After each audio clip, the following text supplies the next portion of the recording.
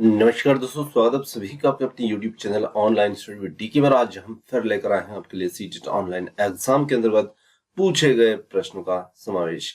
आज का जो हमारा सब्जेक्ट यहाँ पर रहेगा वो देखने वाले हैं हम बाल विकास एवं शिक्षा शास्त्र के प्रश्न, जो कि यूजफुल होंगे आपके आने वाली टेट एग्जाम, सीटेट एग्जाम 2022 में। तो बढ़ते हैं इन प्रश्नों की ओर, देखते हैं आज के हमारे बाल विकास एवं शिक्षा शास्त्र के 30 अति महत्वपूर्ण प्रश्न है। फर्स्ट क्वेश्चन की बात करें, ठीक है, सबसे फर्स्ट क्वेश्चन है, अधिगम के संदर्भ में निम्नलिखित में से कौन सा कथन सही है। हमें देखना है कि चार विकल्पों में से कौन सा विकल्प यहाँ पर सही दिया है। परीक्षाएं ही अधिगम का चरम लक्ष्य है। दूसरा, अधिगम एक निष्क्रिय प्रक्रिया है और इसमें अधिगमकर्ताओं की संलग्नता की जरूरत नहीं होती है। थर्ड है, भावों पर अधिगम का कोई प्रभाव नहीं होता। फोर्थ है, अधिगम एक जटिल प्रक्रिया है जिसमें अधिगमकर्ताओं की सक्रिय संलग्नता जरूरी है। तो यहां पर सही उत्तर इसके लिए जो रहेगा वो हमारा रहेगा ऑप्शन नंबर फोर्थ। अधिगम एक जटिल प्रक्रिया है जिसमें अधिगमकर्ताओं की सक्रिय संलग्नता की जरूरत होती है। यानी कि अधिगमकर्ता जो हैं वो जितने सक्रिय रहेंगे उतना ज्यादा, उतना जल्दी वो अधिगम प्राप्त करते हैं। चलिए आगे देखें। दूसरा प्रश्न आता है, अधिगम की सामाजिक संरचनात्मक विचार अधिगम प्रक्रिया में रिक्त स्थान की महत्वता पर जोर देता है। पारस्परिक क्रियाओं, पुरस्कार और दंड, आनुवंशिकता और अनम्य अटल शिक्षा शास्त्रीय उपागमों। तो देखिए, अधिगम का जो सामाजिक संरचनात्मक विचार है वो, तो सामाजिक संरचनात्मक विचार किस पर जोर देगा? पारस्परिक क्रियाओं के माध्यम से। यानी कि पारस्परिक क्रियाएं जितनी ज्यादा होंगी तो उतना ज्यादा यहाँ पर जो अधिगम होगा वो हमें मिलेगा। तो ऑप्शन नंबर फर्स्ट जो होगा, पारस्परिक क्रियाओं पर, पहला विकल्प इसमें उत्तर होगा। आगे देखें, निम्नलिखित में से कौन सा युग्म घटक और अभिप्रेरणा का स्रोत का सही रूप से मिला हुआ युग्म है। यानी कि चार युग्म बनाकर दिए हैं और इनमें से हमें देखना है कि कौन सा यहाँ पर युग्म सही रूप में है। तो आत्म परितोषण, बाह्य अभिप्रेरणा, जिज्ञासा, आंतरिक अभिप्रेरणा, नगद पुरस्कार, आंतरिक अभिप्रेरणा, और फोर्थ है रुचि, बाह्य अभिप्रेरणा। तो सही इनमें से जो रहेगा जिज्ञासा, आंतरिक अभिप्रेरणा। जब हमारे मन में कोई जिज्ञासा होती है तब हम आंतरिक रूप से अभिप्रेरित होते हैं, और दूसरा विकल्प यहाँ पर इसके लिए सही होगा। आगे देखें, अगला प्रश्न आता है, विद्यार्थियों में संकलनात्मक समझ को सुसाध्य करने हेतु एक अध्यापिका को चाहिए। तो एक अध्यापिका को क्या करना चाहिए? छात्रों को केवल यंत्रवत रूप से सिखाने के लिए प्रोत्साहित करना चाहिए। दूसरा है, संकल्पों के वार्तालाप उदाहरण है और गैर उदाहरणों को सम्मिलित नहीं करना चाहिए। थर्ड है, जो प्रस्तुत किया गया है और जो पहले से ज्ञात है उन दोनों में संबंध स्थापित करने के अवसर प्रदान करने चाहिए। फोर्थ है, अध्यापन की व्याख्यान विधि पर ही सीमित रहना चाहिए। देखिए, संकल्पनात्मक समझ को सुसाध्य करने हेतु शिक्षिका को यहाँ पर जो प्रस्तुत किया गया है और जो पहले से ज्ञात है उन दोनों के मध्य संबंध स्थापित करने के अवसर शिक्षिका को देना चाहिए। तीसरा विकल्प इस प्रश्न के लिए सही होगा। आगे देखें, निम्न में से कौन से कारक अधिगम को प्रभावित करते हैं? अभिप्रेरणा, सामाजिक संदर्भ, संवेग या शिक्षा शास्त्रीय उपागम। इसके लिए यहाँ पर विकल्प नीचे हैं, 1 2 3, या फिर 1 2 4, 1 3 4, 3 2 और 3, और चौथा है 1 2 3 4। तो देखिए, यदि हम यहाँ पर बात करें इन कारकों की, तो इसमें ये सभी जो कारक होते हैं, यानी कि चौथा विकल्प जो होगा जिसमें 1 2 3 4 चारों ही कारक यहाँ पर अधिगम को प्रभावित करेंगे, तो चौथा विकल्प इसके लिए सही होगा। आगे बढ़ते हैं, बाल विकास के सिद्धांतों के संदर्भ में निम्न में से कौन सा कथन सही है? विकास शरीर के केंद्रीय भाग से बाहरी भाग की तरफ होता है। दूसरा है, विकास आनुवंशिकता और पर्यावरण से प्रभावित नहीं होता है। थर्ड है, इस क्षेत्र का विकास अन्य क्षेत्रों के विकास पर कोई प्रभाव नहीं पड़ता है, और विकास पूर्णतः संख्यात्मक है, इसे सटीक रूप में मापा जा सकता है। तो देखिए, यहाँ पर हमारा जो उत्तर बनेगा वो बनेगा कि विकास शरीर के केंद्रीय भाग से बाहरी भाग की ओर होता है। पहला विकल्प ही इस प्रश्न का उत्तर होगा। अगला प्रश्न है, बच्चों में भाषा विकास किससे प्रभावित होता है? तो बच्चों में भाषा विकास किससे प्रभावित होता है? तो केवल आनुवंशिकता से, केवल पर्यावरण से, या फिर आनुवंशिकता एवं पर्यावरण दोनों से, और ना आनुवंशिकता से ना पर्यावरण से। तो यहां पर हम कह सकते हैं कि भाषा विकास जो होता है बच्चों के अंदर, वो उनके आनुवंशिकता एवं पर्यावरण दोनों से प्रभावित होगा। तो तीसरा विकल्प होगा यहाँ पर सही उत्तर। आगे देखिए, एक प्रगतिशील कक्षा केवल मूक श्रवण को प्राथमिकता देती है, अधिगमकर्ताओं की व्यक्तिगत विभिन्नताओं का सम्मान करती है।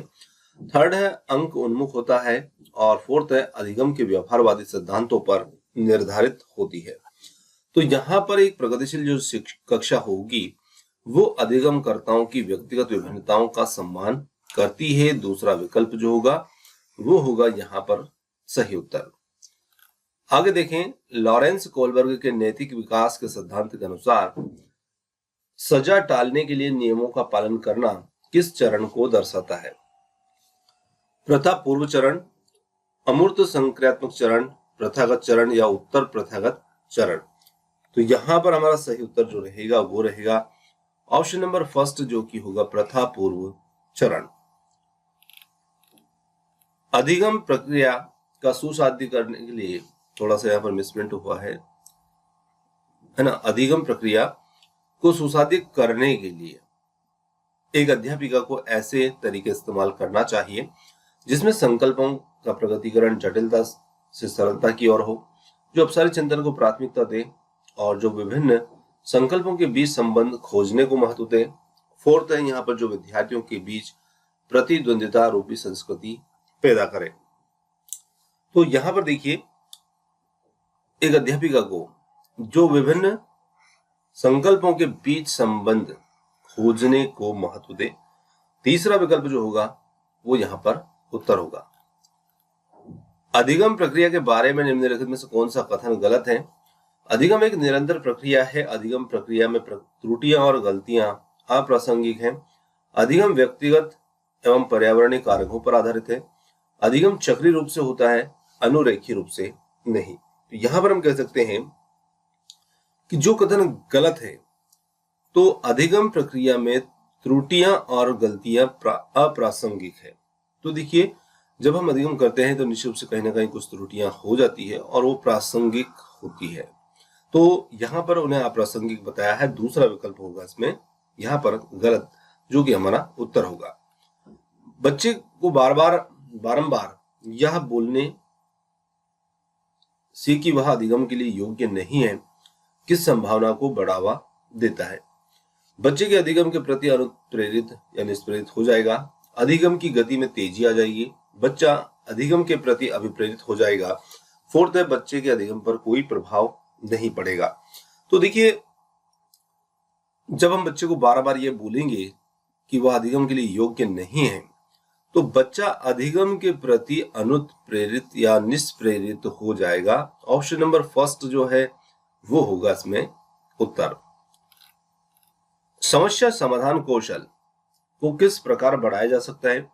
उपकरणों सामग्रियों के परंपरागत इस्तेमाल पर ध्यान देकर, समस्याओं को मानक प्रारूपों में प्रस्तुत करके, या समाधानों के वैकल्पिक तरीकों को मानकर, या फोर्थ है यंत्रवत याद करके।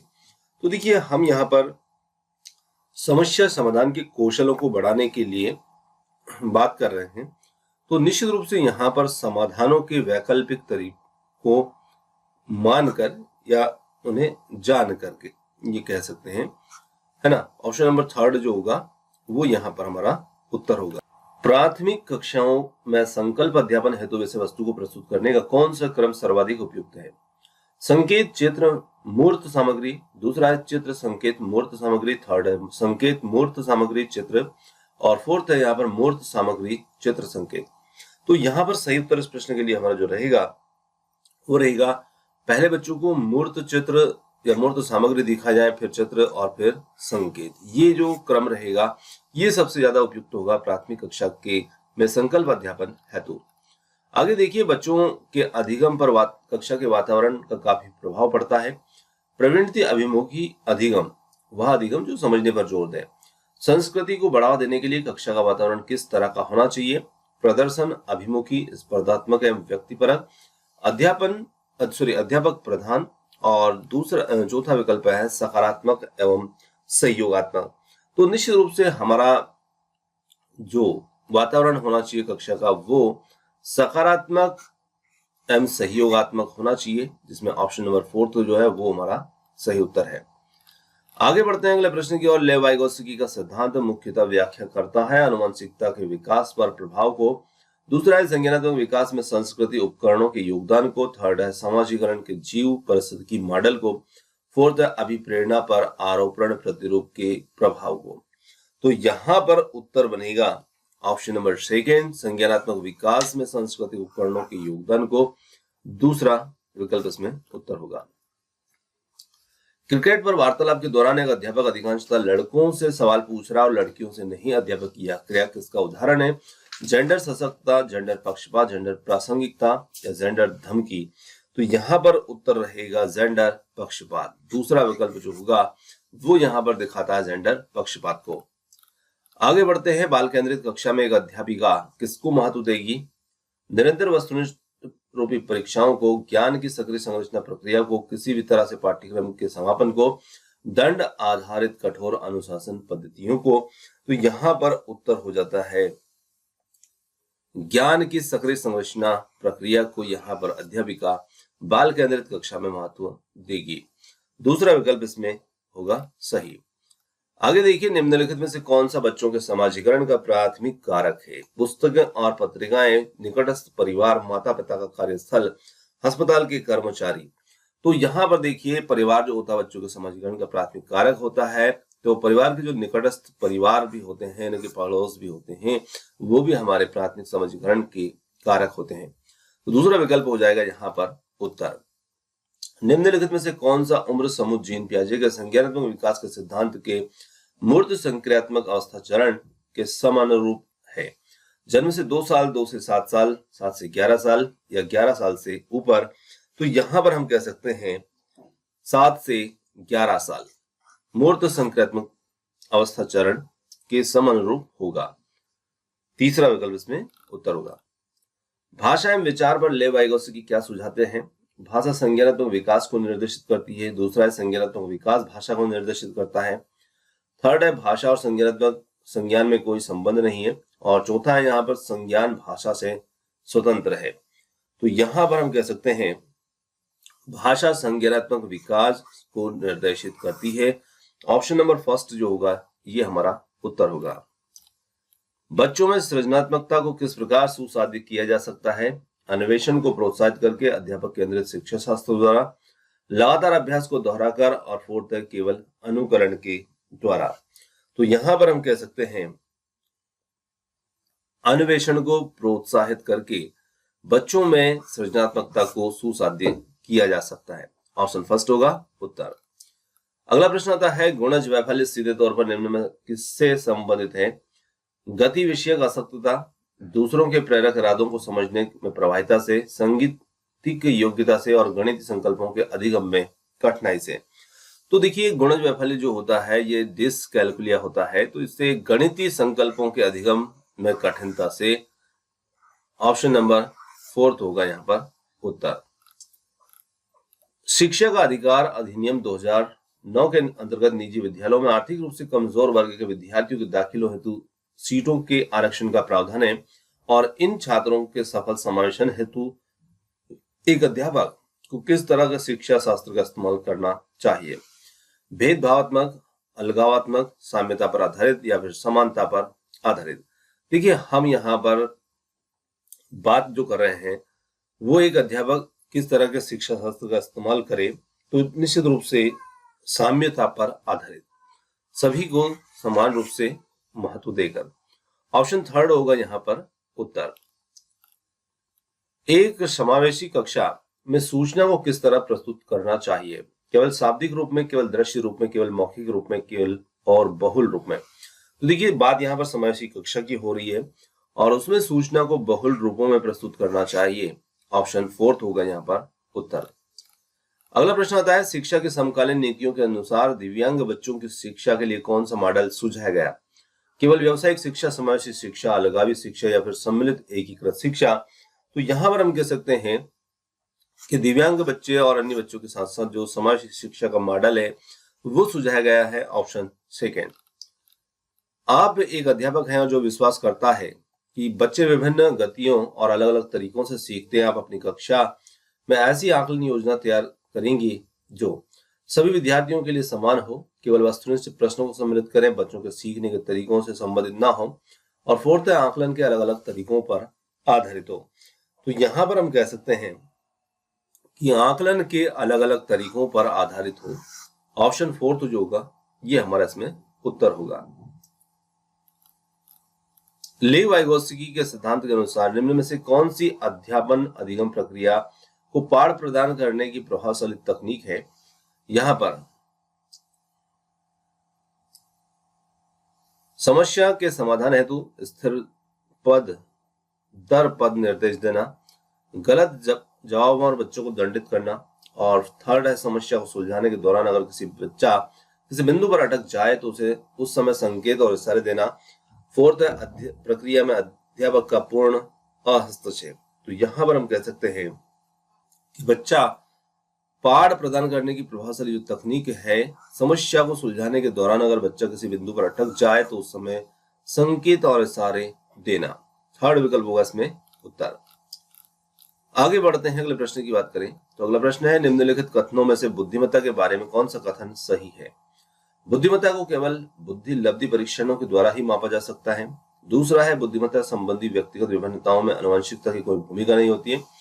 थर्ड है एक क्षेत्र में उच्च बुद्धिमत्ता और अन्य क्षेत्रों में भी उच्च बुद्धिमत्ता सुनिश्चित करती है। बुद्धिमत्ता विद्यालय में बेहतर प्रदर्शन करने की योग्यता से अधिक है। तो यहां पर हम कह सकते हैं कि बुद्धिमत्ता विद्यालय में बेहतर प्रदर्शन करने की योग्यता से भी अधिक होती है। फोर्थ विकल्प जो होगा वो हमारा इसमें उत्तर होगा। चलिए आगे बढ़ते हैं। एक घोड़े को देखकर 3 वर्षीय बालिका चकित होकर बोली, वाह इतना बड़ा कुत्ता। जीन पियाजे के संज्ञानात्मक विकास के सिद्धांत के अनुसार बालिका की यह प्रतिक्रिया निम्न में से किसका उदाहरण है। आत्मसातकरण, समावेशन या फिर प्रतीकात्मकता। थर्ड है पदार्थ स्थायित्व और फोर्थ है अस्थगित अनुकरण। तो यहां पर बालिका जो है वो आत्मसातकरण समावेशन की अवस्था में है। ऑप्शन नंबर फर्स्ट होगा यहाँ पर उत्तर। दोस्तों यहाँ पर आज के हमारे बाल विकास से संबंधित जो भी 30 प्रश्न थे ये समाप्त होते हैं। और क्वेश्चन आपको कैसे लगे कमेंट्स करके जरूर बताइएगा। वीडियो पसंद आया तो वीडियो को लाइक शेयर, चैनल को सब्सक्राइब करना मत भूलिएगा। आपने जो समय दिया उसके लिए बहुत बहुत धन्यवाद। थैंक्स फॉर वॉचिंग और मिलते हैं जल्दी है एक और नए किसी वीडियो के साथ। धन्यवाद।